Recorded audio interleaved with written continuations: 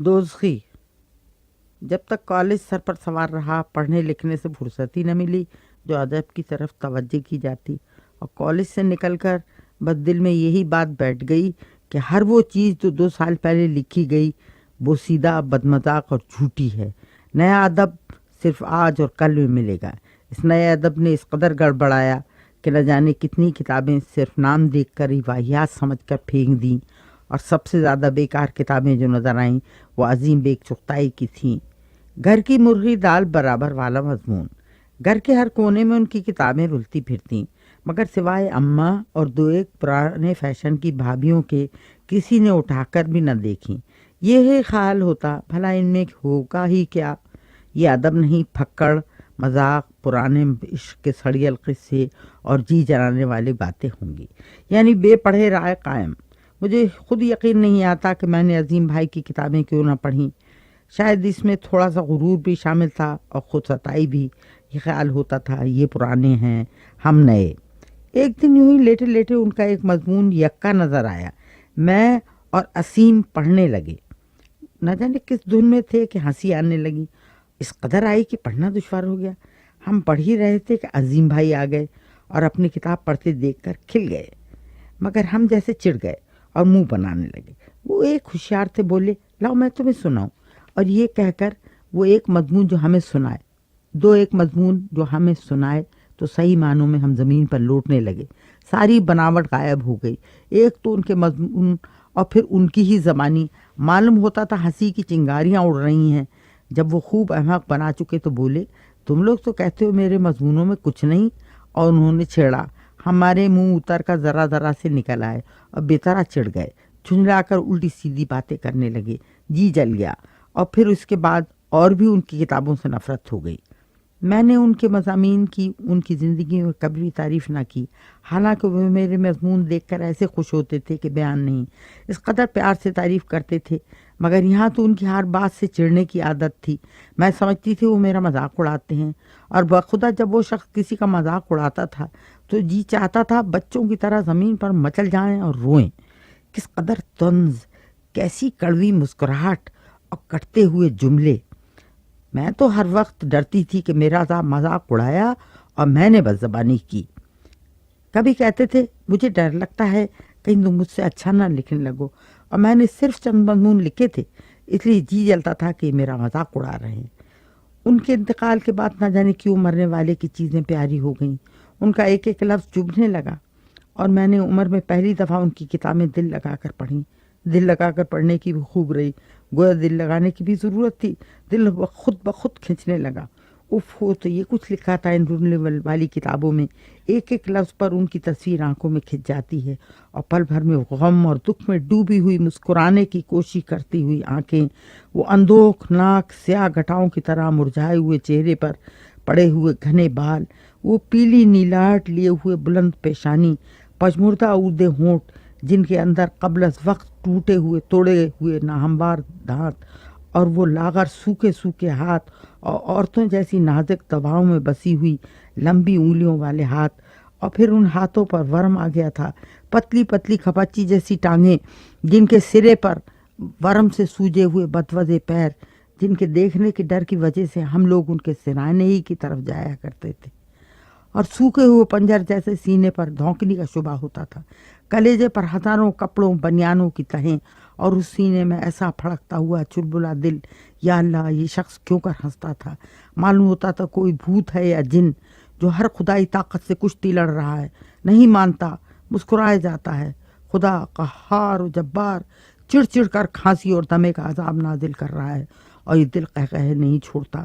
کون سا دنیا و دین کا دکھ تھا جو قدرت نے بچا رکھا تھا، مگر پھر بھی نہ رولا سکا۔ اس دکھ میں جلن، ہنسنے نہیں ہنسانے رہنا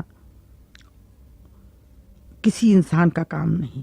ماموں کہتے تھے زندہ لاش، خدایا اگر لاشیں بھی اس قدر جاندار، بے چین اور پھڑکنے والی ہوتی ہیں، پھر دنیا ایک لاش کیوں نہیں بن جاتی؟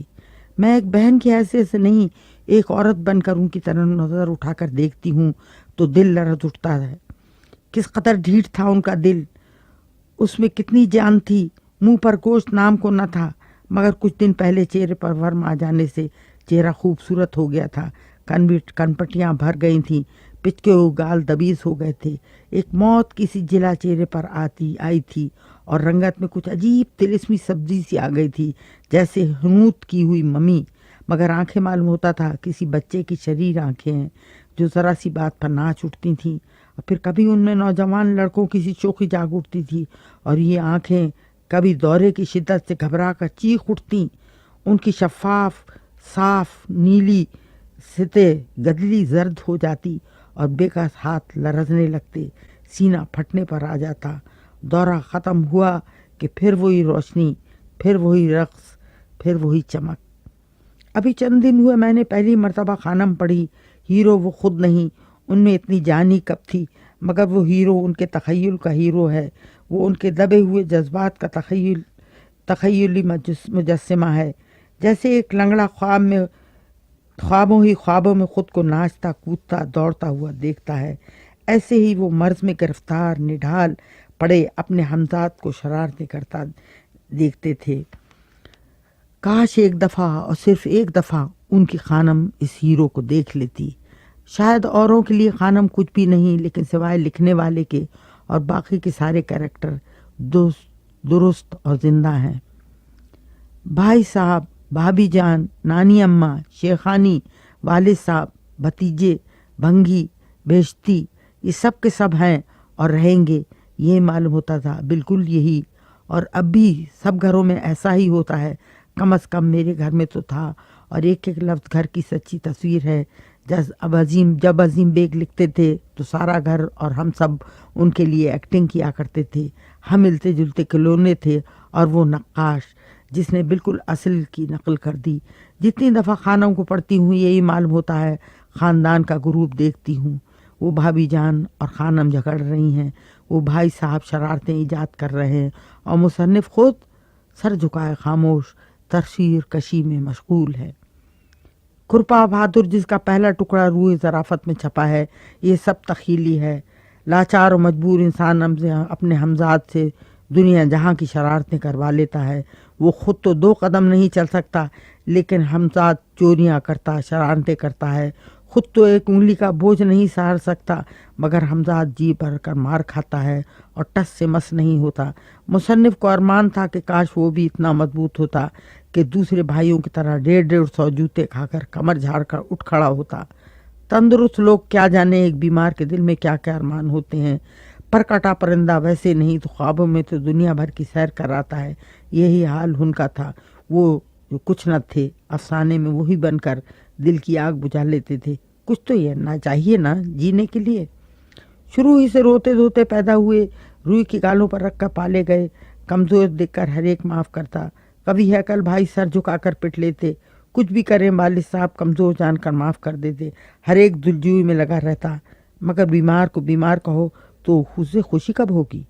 ان مہربانیوں سے احساس کمزوری اور بڑھتا، بغاوت اور بڑھتی، غصہ بڑھتا، مگر بے بس سب نے ان کے ساتھ گاندھی جی والی نان وائلنس شروع کر دی تھی۔ وہ چاہتے تھے کوئی تو انہیں بھی انسان سمجھے، انہیں بھی کوئی ڈانٹے، انہیں بھی کوئی زندہ لوگوں میں شمار کرے، لہٰذا ایک ترکیب نکالی، اور وہ یہ کہ فسادی بن گئے، جہاں چاہا 2 آدمیوں کو لڑا دیا۔ اللہ نے دماغ دیا تھا، پھر اس کے ساتھ بلا کا تخیل اور تیز زبان، چٹخارے لے کر کچھ ایسی ترکیبیں چلتے کہ جھگڑا ضرور ہوتا۔ بہن بھائی ماں باپ سب کو نفرت ہو گئی، اچھا خاصا گھر میدان جنگ بن گیا، اور سب مصیبتوں کے ذمہ دار خود، بس ساری خود پرستی کے جذبات مطمئن ہو گئے، اور کمزور لاچار ہر دم کا روگی تھیٹر کا ویلن بن گیا۔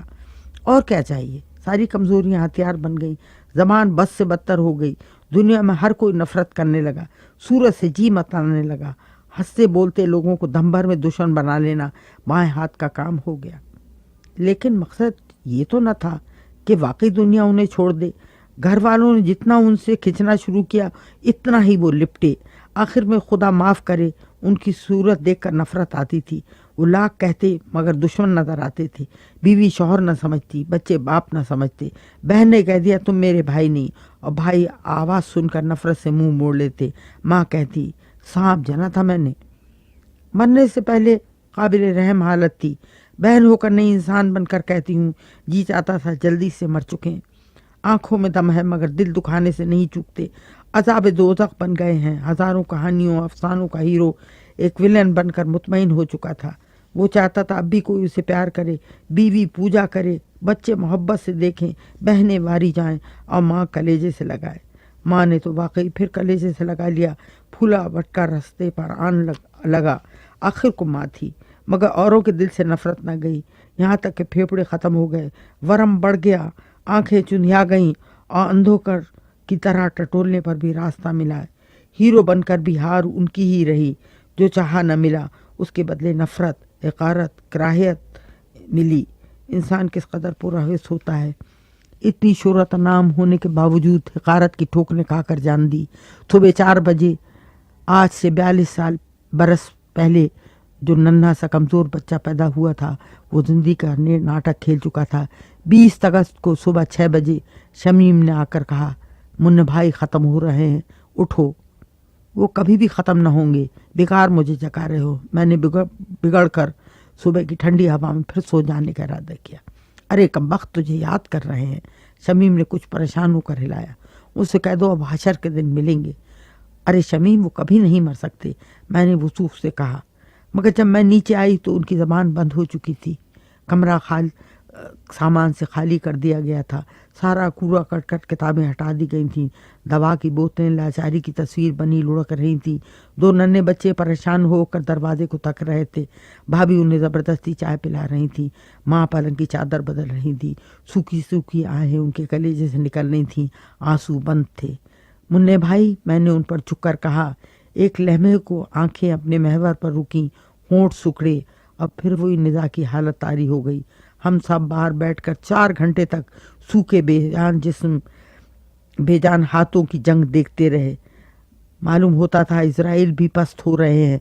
जंग थी कि ख़त्म ही न होती थी। ख़त्म हो गए मुन्ने भाई, न जाने किसने कहा। वो कभी ख़त्म नहीं हो सकते, मुझे ख्याल आया। और आज मैं उनकी किताबें देख कर कहती हूँ नामुमकिन है, वो कभी नहीं मर सकते। उनकी जंग अब भी जारी है। मरने से क्या होता है? मेरे लिए तो मर कर ही जिए, और न जाने कितनों के लिए वो मरने के बाद पैदा होंगे और बराबर पैदा होते रहेंगे। उनका पैगाम, दुख से लड़ो, नफ़रत से लड़ो और मरकर भी लड़ते रहो। न ये कभी न मर सकेगा। उनकी बाग़ियाना रूह को नहीं मार सकता। वो नेक नहीं थे, पारसा ना होते अगर उनकी सेहत अच्छी होती। वो झूठे थे, उनकी ज़िंदगी झूठी थी, सबसे बड़ा झूठ थी। उनका रोना झूठा, हंसना झूठा। लोग कहते हैं माँ बाप को दुख दिया, बीवी को दुख दिया, बच्चों को दुख दिया और सारे जग को दुख दिया।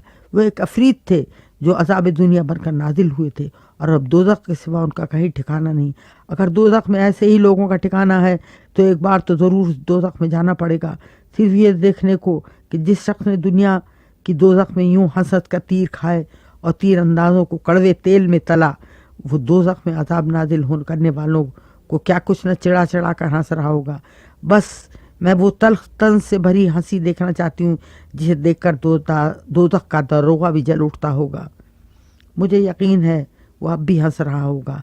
कीड़े उसकी खाल को काट रहे होंगे, हड्डियाँ मिट्टी में मिल रही होंगी, मुल्लाओं के फतवे से उसकी गर्दन दब रही होगी,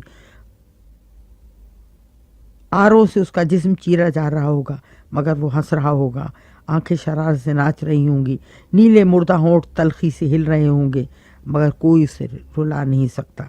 वो शख्स जिसके फेफड़ों में नासूर, टांगें अरसे से अकड़ी हुई, बाहें इंजेक्शनों से गुदी हुई, कूले में अमरूद बराबर फोड़ा, आखिरी दम और चूंटियां जिस्म में लगना शुरू हो गईं, क्या हंस कर कहता है, ये चूंटी साहिबा भी किस कदर बेसब्र है, यानी क़ब्ल वक्त अपना हिस्सा लेने आन पहुंची। ये मरने से 2 दिन पहले कहा। दिल चाहिए पत्थर का कलेजा हो मरते वक्त जुमले कसने के लिए। उनका एक जुमला हो तो लिखा जाए, एक लफ्ज़ हो जो याद आए। पूरी की पूरी किताबें ऐसे ऐसे चुटकुलों से भरी हैं। दिमाग था कि अंजन बिना आग पानी के हर वक्त चलता रहता था, और ज़बान थी कि कैंची इस कदर नपे तुले जुमले निकालती थी कि जम कर रह जाते थे। नए लिखने वालों के आगे उनकी गाड़ी नहीं चली। दुनिया बदल गई है, ख्यालात बदल गए हैं। हम लोग बस ज़बान हैं और मुँहफट। हम दिल दुखता है तो रो देते। सरमायादारी, सोशलिज्म और बेकारी ने हम लोगों को झुलसा दिया है। हम जो कुछ लिखते हैं दांत पीस पीस कर लिखते हैं। अपने पोशीदा दुखों, कुचले हुए जज्बात को जहर बनाकर उगलते हैं। वो भी दुखी थे, नादार, बीमार और मुफलिस थे, सरमायादारी से आजिज, मगर फिर भी इतनी हिम्मत थी कि जिंदगी का मुंह चढ़ा देते थे, दुख में ठट्ठा लगा लेते थे, अफसानों ही में नहीं हंसते थे, जिंदगी के हर मामले में हंसकर दुख को नीचा कर देते थे। बातों के इस कदर शौकीन कि दुनिया का कोई इंसान हो उससे दोस्ती। खुरपा बहादुर में जो शाह लंगरान के हालात हैं वो एक मिरासन से मालूम हुए। उससे ऐसी दोस्ती थी कि बस बैठे हैं और घंटों बकवास हो रही है। लोग मुतहय्यर हैं कि या अल्लाह ये बुढ़िया मिरासन से क्या बातें हो रही हैं, मगर जो कुछ उन्होंने लिखा है उस मिरासन ने बताया है। और तो और भंगन भिश्तन राह चलतों को रोक कर बातें करते थे। यहाँ तक कि कुछ दिन अस्पताल में रहे। वहाँ रात को जब खामोशी हो जाती आप चुपके से सारे मरीजों को समेट कर गप्पे उड़ाया करते। हजारों किस्से सुनते और सुनाते। वही किस्से समाना की रूहें महारानी का ख्वाब चमकी और बरेड़े बन गई। वो हर चीज़ ज़िंदगी से लेते थे और ज़िंदगी में कितने झूठ हैं। यही बात है कि उनकी कहानियों में बहुत सी बईद अज़ क़यास बातें मालूम होती हैं, क्योंकि उनका शायराना तख़य्युल हर बात को यकीन करता था। उनकी नावलें बाज़ जगह वाहियात हैं, फजूल सी, खुसूसन कोलतार तो बिल्कुल रद्दी है, मगर मैं भी उसमें भी हकीकत को असली सूरत में गड़बड़ करके रख दिया है। शरीफ बीवी तो बिल्कुल फजूल है, मगर अपने ज़माने की बड़ी चलती हुई चीज़ थी। चमकी एक दहकता हुआ शोला है। यकीन नहीं आता कि इस कदर सूखा मारा इंसान, जिसने अपनी बीवी के अलावा किसी की तरफ आंख उठाकर न देखा, तख़य्युल में किस कदर अय्याश बन जाता है। उफ, वो चमकी के खामोश निगाहों में पैगाम, वो हीरो का उसकी हरकतों से मसूर हो जाना, और फिर खुद मुसन्निफ की ज़िंदगी किस कदर मुकम्मल झूठ। ये अजीम भाई नहीं, उनका हमजाद होता था, जो उनके जिस्म से दूर होकर हुस्न व इश्क की अय्याशियाँ करता था। अजीम भाई की मकबूलियत यूँ भी मौजूदा अदम में, यानी बिल्कुल नए अदम में न थी कि खुलकर बातें न लिखते थे। वो औरत का हुस्न देखते थे और उसका जिस्म बहुत कम देखते थे।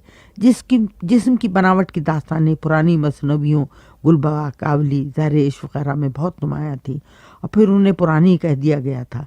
लेकिन अब ये फैशन निकला है कि वही पुराना सीने का उतार चढ़ाव, पिंडियों की गाव दुमी, रानों का गुदास नया अदब बन गया है, और वो उसे रियानी समझते थे और उरियानी से डरते थे। वो जज्बात की रियानी उनके यहाँ आम है, और बहुत गलीज़ बातें भी लिखने में नहीं झिझकते। वो औरत के जज्बात तो उरियाँ देखते थे, मगर खुद उसे कपड़े पहने देखते थे। वो ज़्यादा बेतकल्लुफ़ी से मुझसे बातें नहीं करते थे और बहुत बच्चा समझते थे। कभी किसी जिनसी मसले पर तो वो किसी से बहस करते ही न थे। एक दोस्त सिर्फ इतना कहा कि नए अदीब बड़े जोशीले हैं लेकिन भूखे हैं, और ऊपर से उन पर जिनसी असर बहुत है। जो कुछ लिखते हैं अम्मा खाना मालूम होता है। ये भी कहा करते थे कि हिंदुस्तानी अदब में हर ज़माने में जिन्स बहुत नुमायाँ रहती है। यहाँ के लोग जिन्स से बहुत मुतासिर हैं। हमारी शायरी, मुसव्वरी, कदीम प्रस्तिश से भी जिनसी भूख का पता चलता है। अगर ज़रा देर इश्क व मोहब्बत को भूल जाएं तो मकबूल आम नहीं रह सकते। यही वजह है कि बहुत जल्द अदब में उनका रंग गायब होकर वही अलिफ लैला का रंग गालिब आ गया। उन्हें हिजाब इम्तियाज़ अली से ख़ास लगाव था। मैं मोहतरमा से माफ़ी मांग कर कहूँगी कि मरने वाले का राज है। कहा करते थे ये औरत बहुत प्यारे झूठ बोलती है। उन्हें शिकायत थी कि मैं बहुत ही उल्टे सीधे झूठ बोलती हूँ। मेरे झूठ भूखे की पुकार है और उनके झूठ भूखे की मुस्कुराहटें। अल्लाह जाने उनका क्या मतलब होता था। हम उनके अफसानों को उमूमन झूठ कहा करते थे। जहाँ उन्होंने कोई बात शुरू की और वालिद साहब मरहूम हंसे और फिर कसर सहरा लिखने लगे, वो उनकी गप्पों को कसर सहरा कहते थे। अजीम भाई कहते थे, सरकार, दुनिया में झूठ बगैर कोई रंगीनी नहीं। बात को दिलचस्प बनाना हो तो झूठ उसमें मिला दो। वो ये भी कहते थे कि जन्नत और दोज़ख का बयान भी तो कसर सहरा है। इस पर मामू कहते, अरे जिंदा लाश को मना करो कि ये कुफ्र है। इस पर वो मामू के तवहम परस्त ससुराल वालों का तमस्खर उड़ाते थे। उन्हें पीरी मुरीदी ढोंग मालूम होता था, लेकिन कहते थे दुनिया का हर ढोंग एक मज़ेदार झूठ है और झूठ ही मज़ेदार है। कहते थे मेरी सेहत इजाज़त देती तो मैं अपने बाप की खबर पहुँचवा देता, बस 2 साल कव्वाली करा देता और चादर चढ़ाता, मज़े से आमदनी होती। उन्हें धोखेबाज और मक्कार आदमी से मिलकर बड़ी खुशी होती थी। कहते थे धोखा और मक्कारी मजाक नहीं, अकल चाहिए इन चीज़ों के लिए। उन्हें नाच गाने से बड़ा शौक़ था, मगर किस नाच से? वो जो फ़कीर बच्चे आते हैं उनका उम्मन पैसे देकर धूल में नाचते हुए फ़कीरों को इस शौक़ से देखा करते थे कि उनका इन्हमाक देखकर रश्क आता था। न जाने उन्हें नंगे भूखे नाच में क्या कुछ नज़र आता था। میں نے انہیں کبھی نماز پڑھتے نہ دیکھا، قرآن لیٹ کر پڑھتے تھے اور بے ادبی سے اس کے ساتھ سو جاتے تھے۔ لوگوں نے ملامت کی تو اس پر کاغذ چڑھا کر کہہ دیا کرتے تھے کچھ نہیں، قانونی کتاب ہے۔ جھوٹ تو خوب نبھاتے تھے۔ حدیث بہت پڑھتے تھے اور لوگوں سے بحث کرنے کے لیے عجیب عجیب حدیثیں ڈھونڈ کر حفظ کر لیتے تھے اور سنا کر لڑا کرتے تھے۔ ان کی حدیثوں سے لوگ بڑے عاجز تھے۔ قرآن کی آیات بھی یاد تھیں اور بے تکان حوالہ دیتے تھے۔ شک کرو تو سرانے سے قرآن نکال کر دکھا دیتے تھے۔ حدیث کے بڑے مداح تھے اور امام حسین کی شان میں بکواس کیا کرتے تھے۔ لوگوں سے گھنٹوں بحث ہوتی تھی۔ کہتے تھے میں نے خواب میں دیکھا کہ حضرت امام حسین کھڑے ہیں، ادھر سے یزید لعین آیا، آپ کے پیر پکڑ لیے، گڑ گڑایا، ہاتھ جوڑے تو آپ کا خون جوش مارنے لگا اور اسے اٹھا کر سینے سے لگا لیا۔ بس میں نے بھی اس دن سے یزید کی عزت شروع کر دی۔ جنت میں تو ان کا ملاپ بھی ہو گیا، پھر ہم کیوں لڑیں؟ سیاست میں کم دلچسپی تھی۔ کہتے تھے بابا ہم لیڈر بن نہیں سکتے تو پھر کیا کہیں، لوگ کہیں گے تم ہی کچھ کر کے دکھاؤ، اور یہاں کم بخت کھانسی اور دمہ نہیں چھوڑتا۔ بہت سال ہوئے، کچھ مضامین ریاست میں سیاسیات اور اکنامکس پر لکھے تھے، وہ نہ جانے کیا ہوئے۔ مذہب کا جنون سا تھا، مگر آخر میں آ کر بحث کم کر دی تھی اور کہتے تھے بھائی تم لوگ تو ہٹے کٹے ہو اور میں مرنے والا ہوں، اور جو کہیں دوزخ جنت سب نکل آئیں تو کیا کروں گا، لہٰذا چپ ہی رہو۔ پردے خلاف تو کبھی سے تھے، مگر آخر میں کہتے تھے یہ پرانی بات ہو گئی، اب پردہ روکے سے نہیں رک سکتا، اس معاملے میں ہم کر چکے، اب تو نئی پریشانیاں ہیں۔ لوگ کہتے تھے دوزخ میں جاؤ گے تو فرماتے تھے یہاں کون سی اللہ میاں نے جنت دے دی جو وہاں دوزخ کی دھمکیاں دیتے ہیں، کچھ پرواہ نہیں، ہم تو عادی ہیں، اللہ میاں اگر ہمیں دوزخ میں جلائیں گے تو ان کی لکڑی اور کوئلہ بیکار جائے گا، کیونکہ ہم تو ہر عذاب کے عادی ہیں۔ کبھی کہتے اگر دوزخ میں رہے تو ہمارے جراثیم تو مر جائیں گے، جنت میں تو ہم سارے مولویوں کو دق میں لپیٹ لیں گے۔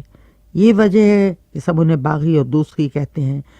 وہ کہیں پر بھی جائیں میں دیکھنا چاہتی ہوں کیا وہاں بھی ان کی وہی قینچی جیسی زبان چل رہی ہے، کیا وہاں وہ حوروں سے عشق لڑا رہے ہیں یا دوزخ کے فرشتوں کو جلا کر مسکرا رہے ہیں، مولویوں سے الجھ رہے ہیں، یا دوزخ کے بھڑکتے شعلوں میں ان کی کھانسی گونج رہی ہے، پھیپھڑے پھول رہے ہیں، فرشتے ان کے انجیکشن گھونپ رہے ہیں۔